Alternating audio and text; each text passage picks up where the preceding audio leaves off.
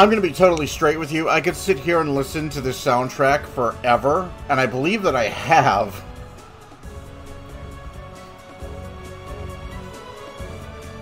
I have just a whole like folder of Mark Snow. Fantastic composer, especially tracks from this game. This game is a fantastic soundtrack. Especially this track in particular. I absolutely love the main theme of this game. And that seems to be a thing with games that are kind of fucking busted as shit. They'll be really broken. They'll also have fantastic soundtracks. Even if like the composer's always Mega Man X6 is the same way. The composer's firing on all cylinders. But the game itself. So this right here is from virtually one trip through Carthage, through the opening area of Carthage, and I'll show you what I'm doing in case anybody wants to play this game. I'll also talk a little bit about what's going on the channel right now. I'll talk a little bit about where the next part of Vagrant Soul is coming. But this is all from basically one visit, and I'll show you how I did that. So, RE, take notes. If you want to start the game with some actual gear, here's how you do it. I also got a 17%. What we're going to be going for this trip is that Combat Specialist rating. So, that's going to be the easy part, because I am convinced that this first part of Carthage is especially designed the way it is for you to grind all this shit. So, let's go ahead and, I believe I completed the training, so I do have a smoke grenade, so this should be fairly simple. He said... he said... Watch it go wrong. Yeah, skip that. You'll also notice it's running a lot smoother. I've done a little bit of dialing in since then. So, hopefully it stays running smooth. But yeah, I've been doing my best to try and regain some of the muscle memory I had for this game. Because this game, I remember being very good at it. And still didn't get the Scorpion, though. But I do have a smoke grenade. And I have the EDT, which is going to load eventually. The EDT, which is the Devil's Fishing Line, which I'll use it a few times in here. We're not bringing the stun jack because we are going for that combat rating, and I'll show you how we're going to do it. Imani, attacks are reported all over the quarantine area. Do you want to pull out? So, right shoulder is lock on. We're not leaving until we find Mujari. And your posture actually does affect your accuracy here. Locate from here and start collecting those water CHA officers are on and won't be able to tell you. Green cursors mean that you are accurate. Red means you ain't got a prayer and hitting anything, and yellow is kind of. We will get a better weapon to do this very soon.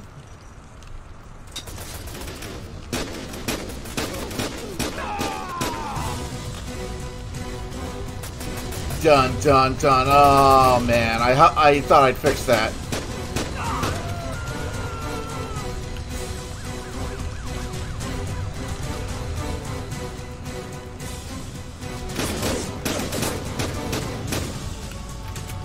So yeah, if you can, you want to crouch when you shoot.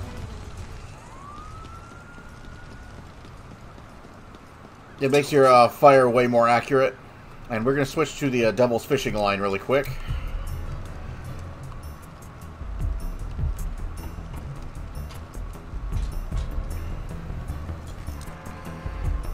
And we're going to sneak about. I got a little bit of a boo-boo on my leg, but that's okay. My flak jacket took it, somehow.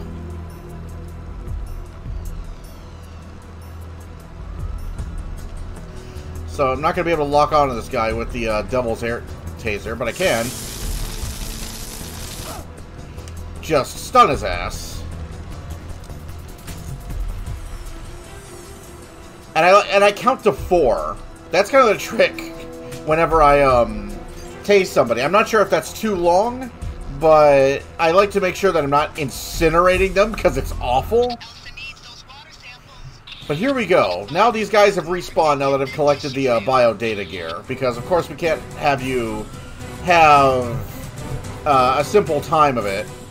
I'm going to switch to the Scorpion for now. This is a better weapon to do this with, but it's not the best.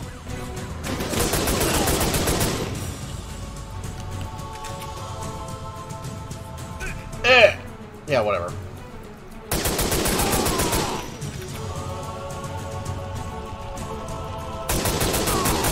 There are places where you can basically just get yourself in a good position and turret.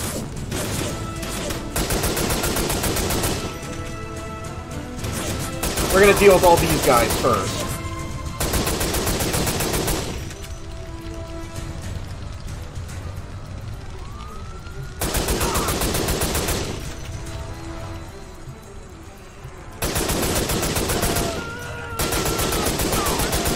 Alright, these guys are all dealt with.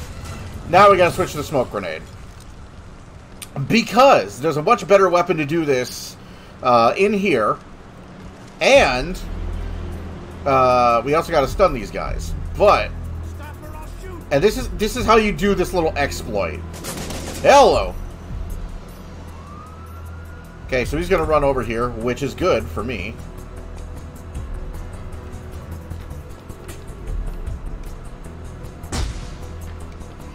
And I'm just going to effectively blind his dumbass. You need to get those samples scanned and updated. 1, 2, 3, 4. And you. 1, 2, 3, 4. And he's down. So we're going to switch for the MP5, or the MDS-A4, because the MDS-A4 uses 9mm rounds. So, basically those guys are all dropping ammo for us now.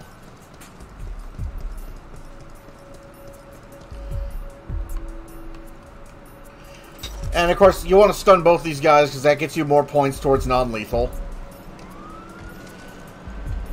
But every time you go in there, these guys respawn. And it happens every single time you crawl through this little passageway. So... Oh.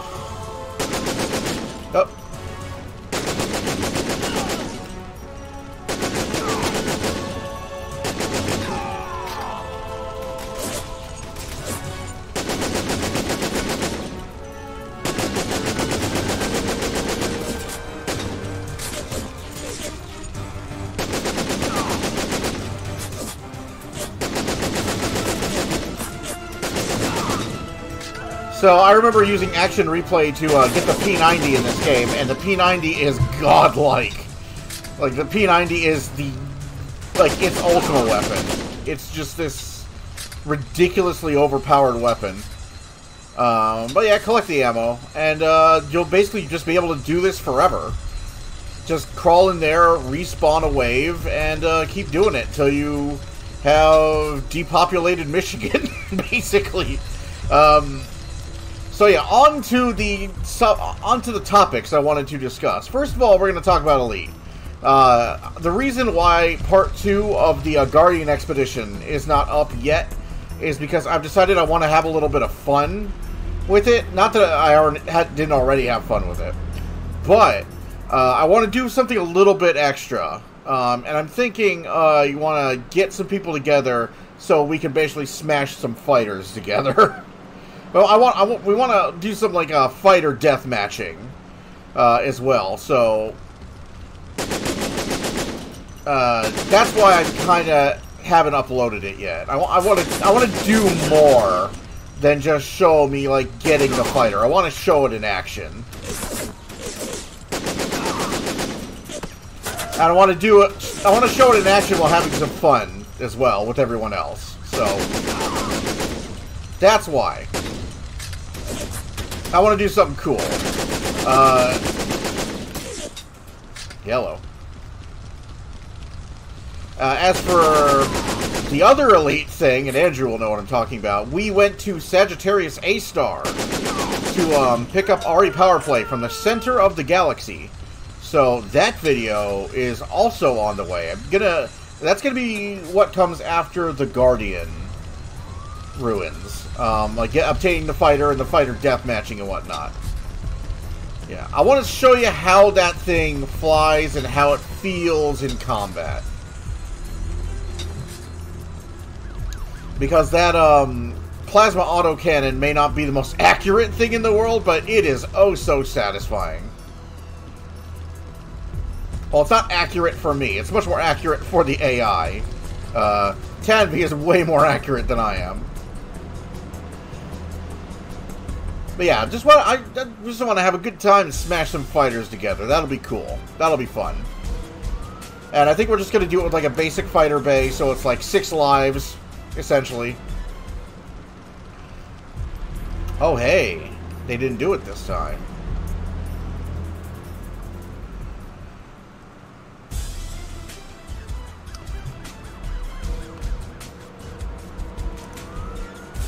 There they are. So this is what I was talking about, where if you just run over the script triggers on the maps, it's uncapped. You'll just trigger them constantly, and this is gonna drive me and Ari fucking nuts when we get to this, because there are levels where you will constantly be triggering the scripts that will spawn them behind you, and oh, it's so bad. I'm not looking forward to it.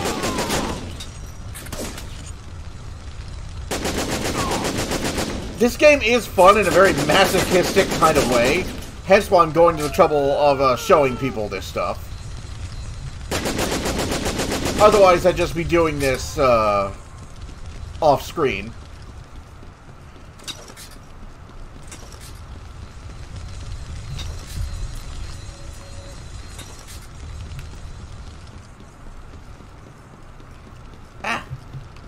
Probably going to upload this. This is probably going to hit along with the next part of FF7. Oh, you're the M93R.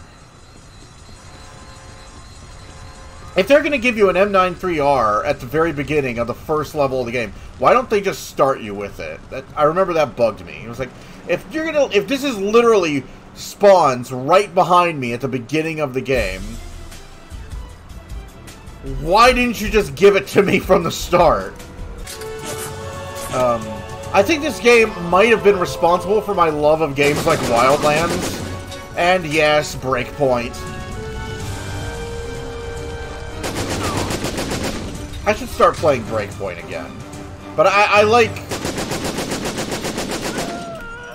I like military games with lots of customization and stuff. Not Fortnite or like Battle Royale games, but like games with an objective. You know, games where, you know, it's a near future setting. It's not a modern military shooter. That's not the right genre. But it's a near future setting with sci-fi elements where you are a normal soldier having to deal with all kinds of crazy stuff. It's the Metal Gear genre, essentially. Which I feel Siphon Filter fits very neatly in. Like a Metal Gear style political thriller, near future. Yeah, Metal Gear style near future techno thrillers, basically. And this is Siphon Filter, not Metal Gear. So that it's the disease. It's the Siphon Filter virus is the Metal Gear for this series. There's always some new version of the Siphon Filter virus that somebody's working on that they're going to destroy modern civilization with. And, of course, this game is about the Omega strain of the Siphon Filter virus.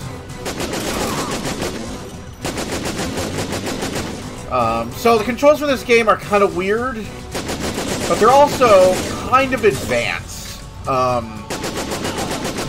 You got a lot of things in this game that wouldn't become standards in the genre for a long time. Oh, you're still alive. Like if you hold... Excuse me.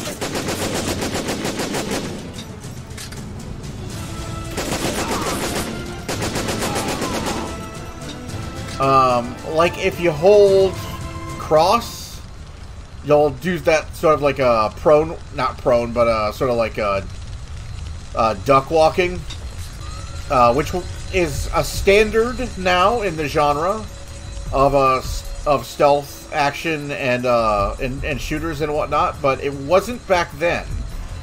Metal Gear Solid Snake Eater had come out, or would come out. No, I think it had already come out, and even it didn't have this. This wouldn't be in the series until Peace Walker. No, I'm wrong. Peace Walker came later. This wouldn't be in the series until like Metal Gear Solid 4. So this actually preceded that. And of course, you can dodge roll, which I'm not using, which I should be using. When you're in this, you can hold the left and right triggers to sort of like move, strafe to the side and whatnot. I should say, you have a lot of freedom in how you approach a situation.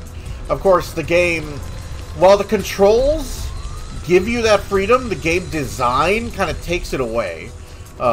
Because every mission has a par time that you're expected to meet. And a team par time that's even worse. And so, what ends up happening is instead of methodically sort of taking the objectives, as I would in, say, Wildlands, what ends up happening is you end up bum rushing the objective because you have a fucking time limit. Which really takes the stealth out of the stealth action of Siphon Filter. I remember, like, Siphon Filter 2 being super, super stealth-oriented. And this game is just, like, I went straight from Siphon Filter 2 to this game. And this game is literally just bum-rushing everything. And we got full ammo. And there's more armor up there. In that room. Up there. So, yeah. Real good place. I'm certain that this is exactly the purpose of this area, is to grind for ratings. I think the game is slowing down because of all the fucking ammo that it's having to draw.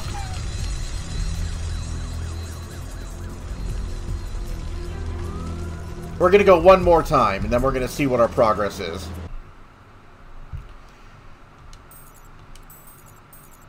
Alright, I didn't get the rating. Alright, hang on. How far did we get towards the rating? Alright, I am halfway to that combat rating right now. That shows you, like, how much you gotta do to do this shit.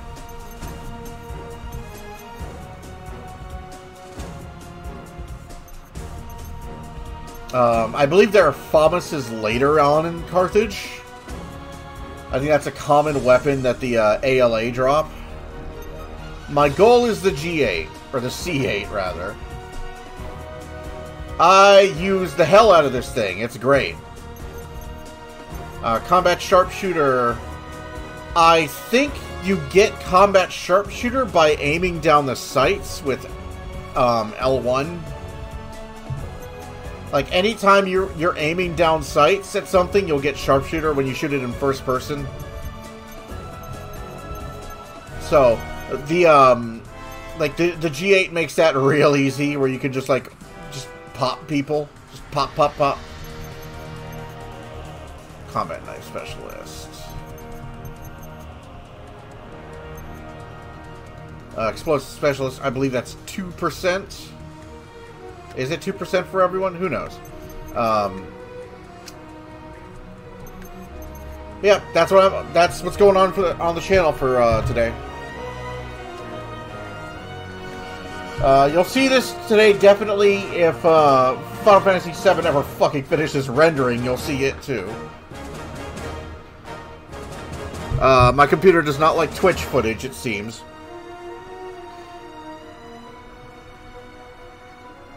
So, yeah. See you guys soon.